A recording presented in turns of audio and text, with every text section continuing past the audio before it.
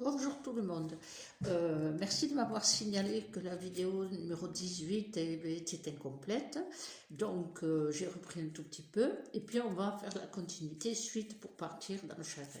Alors pour finir un tout petit peu avec la peine, je vais vous parler du cas où la sœur était dans la peine, bien sûr, mais avait le désir de vivre, tout à fait normal, où tout l'environnement était dans la peine, et la mère, elle était dans le chagrin. C'est un petit peu le lien que je vous fais en me rappelant de cette histoire qui a vraiment plus de 40 ans.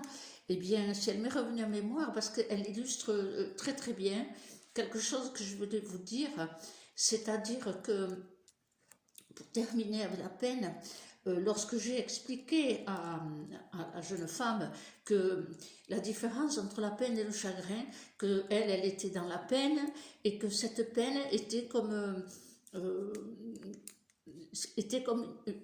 pouvait arriver à être comme une amie qui vous berce un peu, qui a un état de consolation, un état intermédiaire dans lequel on est bien sûr dans la tristesse de la disparition, mais en même temps on chérit ce lien qu'on a avec l'être aimé, et la différence avec le chagrin qui était dévastateur, dans lequel sa mère s'était enfermée, et je lui avais expliqué que si elle arrivait à cultiver ce petit état qui me paraît moi comme une fleur, je ne sais pas si je l'ai dit avant, mais que j'avais symbolisé dans mon esprit comme une marguerite, je t'aime un peu beaucoup, et puis ça s'arrêtait là, je t'aime un peu beaucoup. Et cette fleur chérie, eh bien, elle permettait que le lien, non pas dans l'excessivité bien sûr du chagrin, le lien permettait parfois, pas pour tout le monde, mais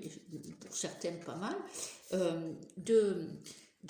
d'avoir un signe, d'avoir un petit signe et qui confirme le lien dans lequel à la fois l'être est dans la peine et l'être qui est parti fait un petit clin d'œil, on va dire ça comme ça. Mais un clin d'œil pour pouvoir dire t'inquiète pas. Hein, et pas pour cultiver constamment la douleur, la souffrance, ce que fait le chagrin. Donc, elle m'avait dit, justement, vous voyez, ça me revient, elle m'avait dit justement, on parlait de ça avec ma soeur, et quand on en parlait de la vie après, hein, elle me disait, si un jour je pars avant toi, je te ferai un signe. Donc, je lui ai dit, écoutez, cultivez votre peine comme une jolie fleur dédiée quelque chose à votre sœur, et vous, sûrement, puisqu'elle vous l'a dit, elle vous fera un signe. Puis un jour, elle m'avait appelé en me disant, j'ai eu le signe, c'est-à-dire qu'en fait, elle avait une trentaine d'années, je m'étais acheté une crème anti-rides et ma sœur se moquait de moi tout le temps quand elle voyait ce pot de crème. Et donc, je m'en passais tous les jours, je m'en passe tous les jours. Et puis, au bout d'un moment, j'ai fait tilt, le niveau de la crème ne baissait pas. Ça faisait des semaines que je me servais et je voyais toujours le niveau du pot le même. Et là, j'ai dit, c'est toi, tu m'as fait un signe, tu te moques de moi. Et ça a été comme un apaisement. Elle a mieux compris cet état de consolation quand elle avait des remontées de peine, que sa sœur lui manquait, mais elle y mettait cette tendresse que la peine, lorsqu'on la cultive, apporte. Et à partir de là, eh bien, le pot de crème, il a baissé. Donc pour elle, c'était un signe. Et pour moi aussi, je pense que c'était un signe.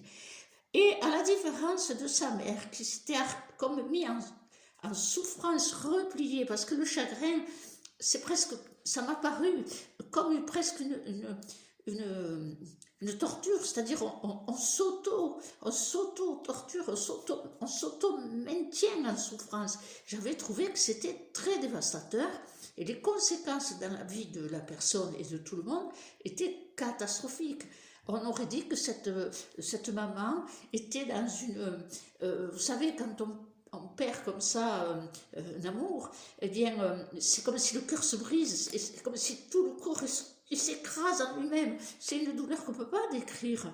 C'est vraiment très, très, très fort, très intense. Et c'est ensuite la peine qui permet aussi cette cicatrisation. Là, le chagrin, c'est dévastateur. J'ai trouvé ça, enfin, ça n'appartient qu'à moi, hein, je vous dis mes ressentis. Après, ça résonne pour vous, c'est très bien. J'avais trouvé ça dévastateur. J'ai comme un tsunami intérieur, un fer chauffé à blanc qui vous dévore le cœur. C'était trop dur, c'était trop fort. Bien sûr que je l'ai expérimenté une fois dans ma vie, à la perte de mon petit voisin qui était tout le temps à la maison, un enfant de 9 ans. C'est pas descriptible. J'étais pas la maman, mais quelque part, par empathie, et on peut dire ça, on en parlera d'ailleurs, l'empathie et la compassion, eh bien, quelque part, je me souviens, ça m'a brisé, et je me souviens, je suis sortie de l'hôpital où j'ai appris que l'accident était définitif pour l'enfant. Je me suis écroulée, j'avais plus de jambes, je me suis écroulée au sol et je me suis mis à hurler comme une bête. Une femme qui passe qui me dit ça suffit. Affreux ce que je lui ai répondu. Hein. Mais la colère m'a fait remonter. C'est cette souffrance, le chagrin, c'est ce fer chauffer blanc constant qui taraude. Et cette maman, elle était prise là-dedans et elle s'était mise en absence de vie. Seulement, elle avait sa fille qui en souffrait, qui voulait bien partager la peine, mais pas cet état quasi catatonique où elle n'était pas là. Et puis, il y avait les petits-enfants de sa sœur, et il y avait elle-même, elle avait une fille, et elle estimait, oui, elle en souffrait, que l'absence psychologique et même émotionnelle de sa mère vis-à-vis de leur vie, l'enfant ne comprenait pas, mamie, elle n'était plus là, quoi. Donc le chagrin, j'ai trouvé que c'était ravageur, voilà, ça c'est le mot, ravageur. Et c'est pour ça que longtemps j'ai dit la peine, oui, pas le chagrin, parce que le chagrin il vous détruit, il vous ronge petit à petit. J'ai le sentiment d'un état qui ronge constamment, qui ne laisse aucun espace, aucune respiration. L'être est tout le temps en souffrance, et puis il s'auto peut pas le dire, mais il s'auto-suggestionne dans cette souffrance, sans qu'il en ait conscience. Il finit par ne plus exister que par cette souffrance excessive, enfin monstrueuse, parce que c'est le chagrin. Et le chagrin, pour moi, c'est comme la mer qui ronge la falaise. Et seulement, nous ne sommes pas faits de granit. Parce que dans l'état de chagrin, on est tellement enfermé dans le chagrin qu'on devient comme une roche dure émotionnellement, souvent, vis-à-vis de l'entourage. Et c'est vrai que j'ai vu des situations où c'était tellement excessif. Hein.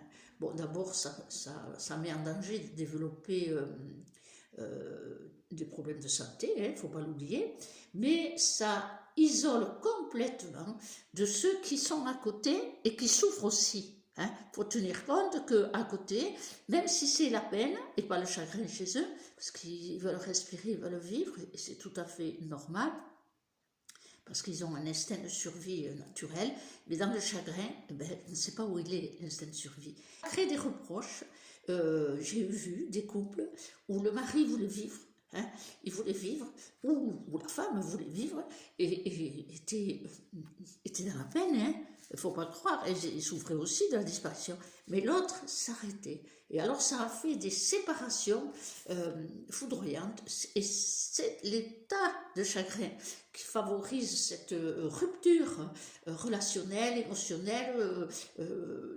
C'est vraiment une brisure, parce que le chagrin, ça vous donne l'impression que vous étiez comme une poupée de porcelaine, et tout d'un coup, c'est cassé complètement en 1000 morceaux.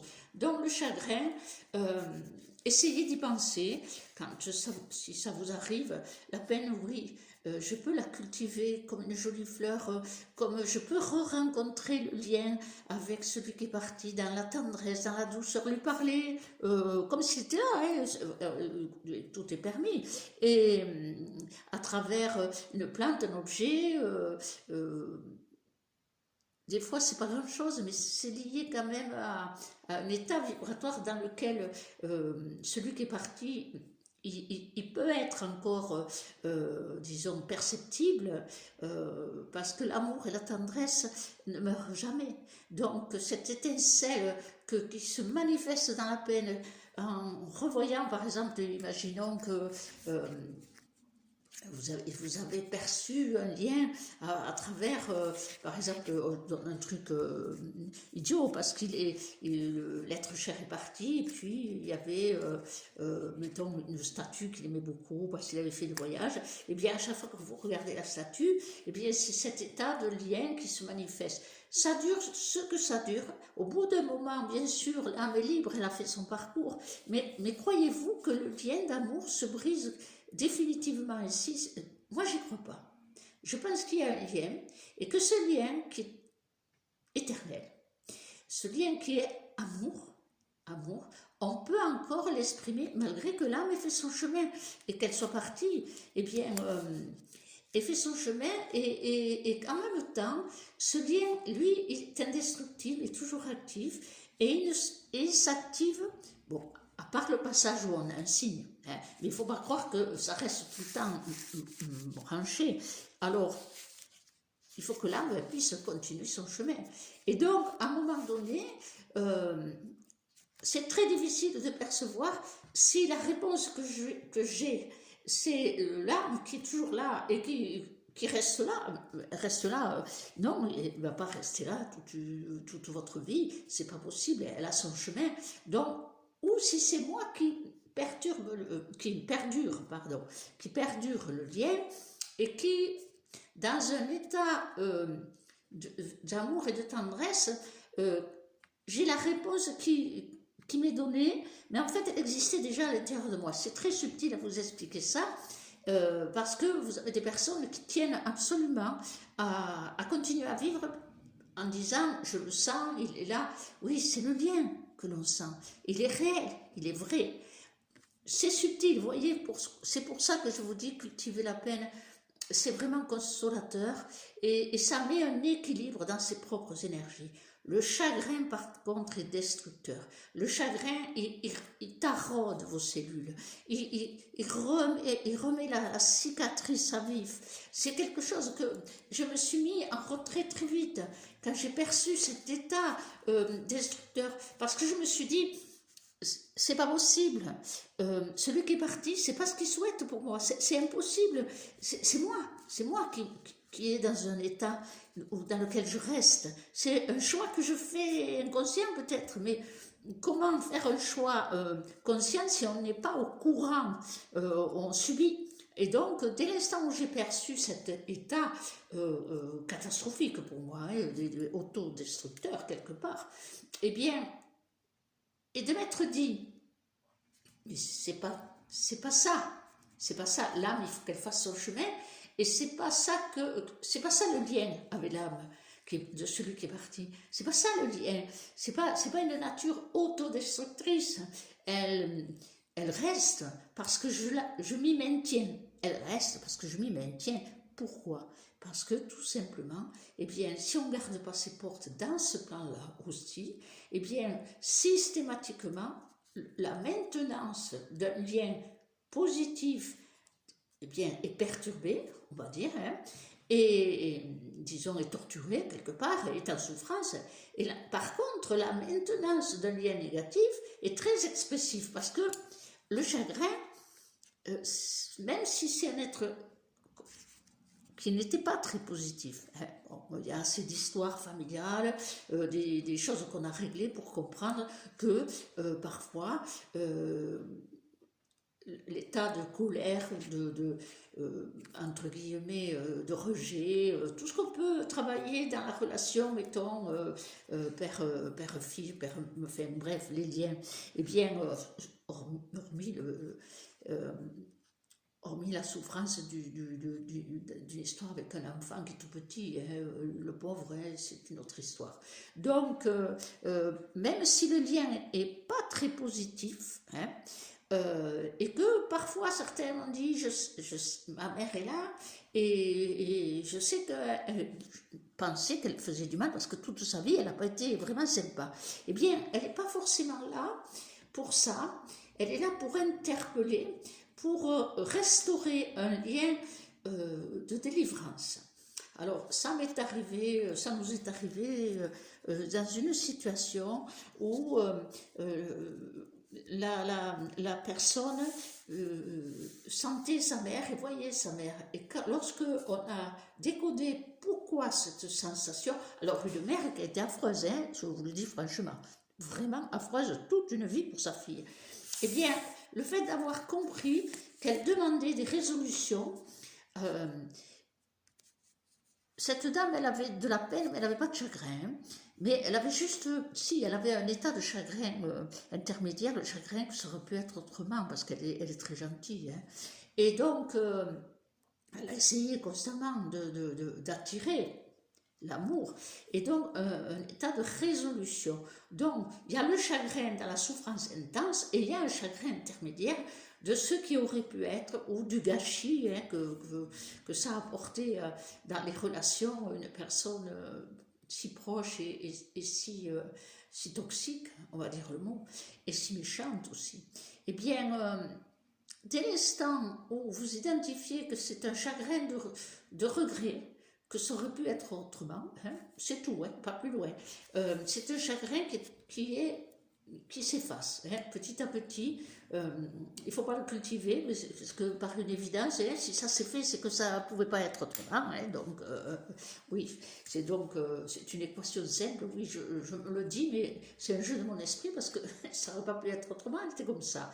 Donc, tout le travail que vous faites de développement, il est parfait, parce que ça va vous aider à caser un petit peu les états dans le regret, dans cette souffrance ça aurait pu être différent. Eh bien, tout ça, il faut comprendre que parfois, les situations de lien que l'on ressent avec une âme qui pourtant, dans son comportement terrestre, une personne a été toxique, voire torturante même, hein, vu des cas, c'est affreux quoi, et qui a perturbé la vie de toute une famille, et particulièrement de la personne qui vient exposer sa souffrance par rapport à son parent, eh bien, parent toxique bien sûr, eh bien le chagrin, le chagrin qui se met, c'est un chagrin qu'il faut laisser passer, dans le sens où le regret, la douleur du rejet qui n'a pas pu être résolue, parce qu'évidemment jusqu'au bout, eh ben, ils sont allés jusqu'au bout, hein. Je suis bien placée, je me le suis dit, jusqu'au bout, hein, ma mère, jusqu'au bout. Mais ça m'a fait rire, ça m'a fait rire, je ne pouvais pas la changer, c'est sa nature. Et donc, cet humour un peu macabre, eh bien cet humour a permis que je n'écrase pas sous le chagrin. Tandis que pour mon père, c'était un chagrin qui a été trop fort, puisque, je pense que je vous en ai parlé dans la vidéo, je n'arrivais plus à me rappeler qu'il était parti.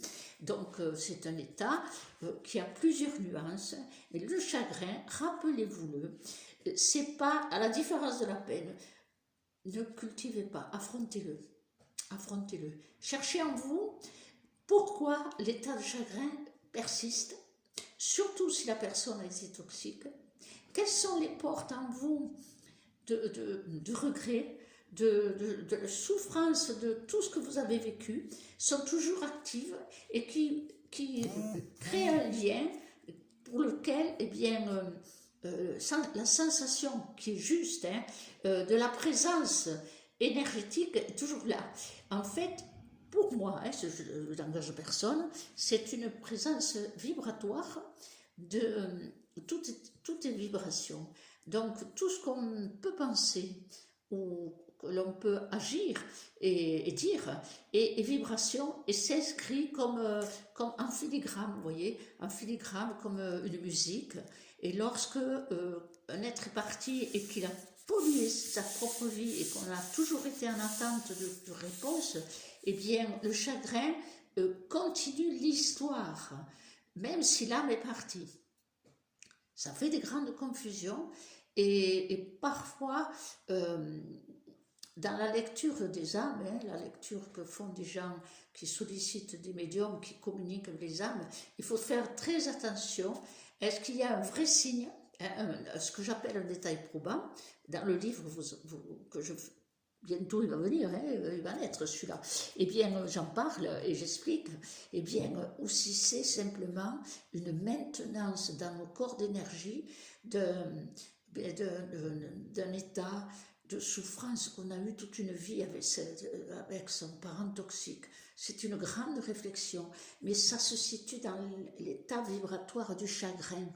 Et là, c'est le chagrin amer, ça aurait pu être autrement, quoi que j'ai fait, ça n'allait pas, enfin bref, hein, celui qui y est, il se reconnaît.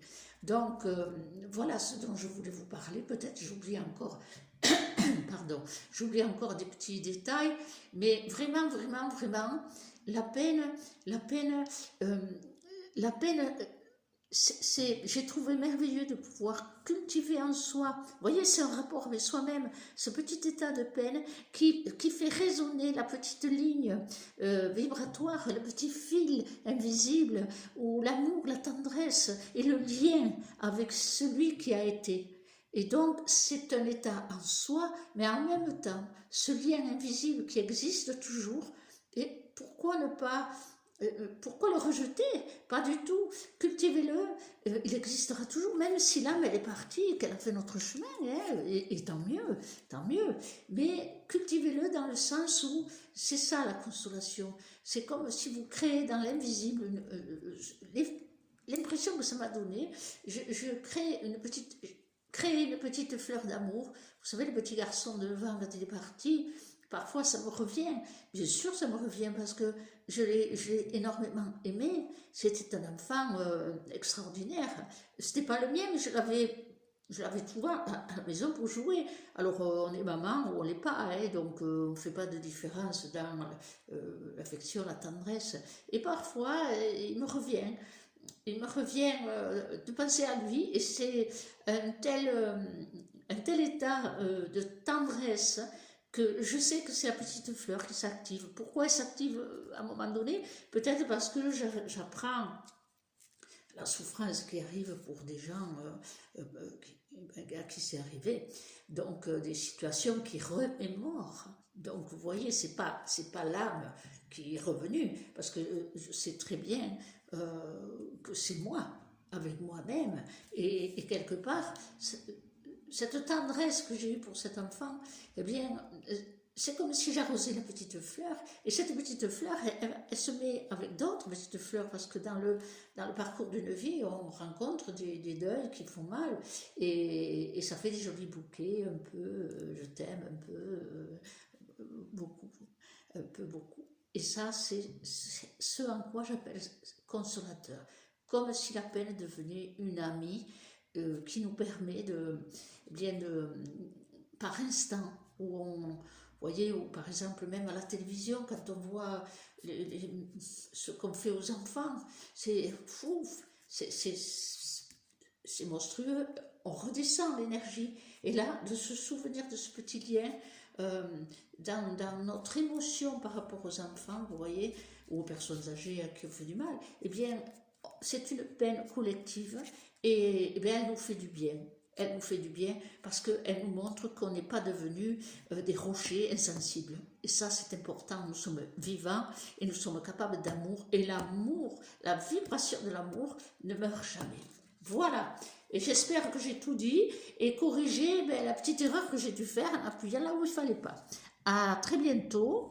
Ça sera sûrement, parce que ça me trotte dans la tête, les mots empathie et compassion.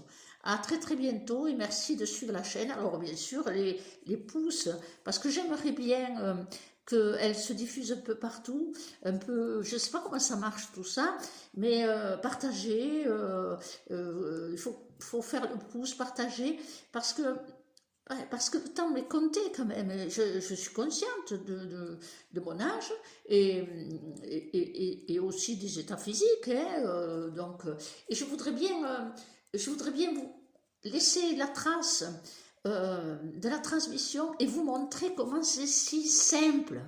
C'est simple, voilà, c'est ça, c'est simple. Tout dans le tout et tout dans tout, mais d'une manière si simple. Et la clé, c'est l'équilibre. À très très très bientôt. Au revoir.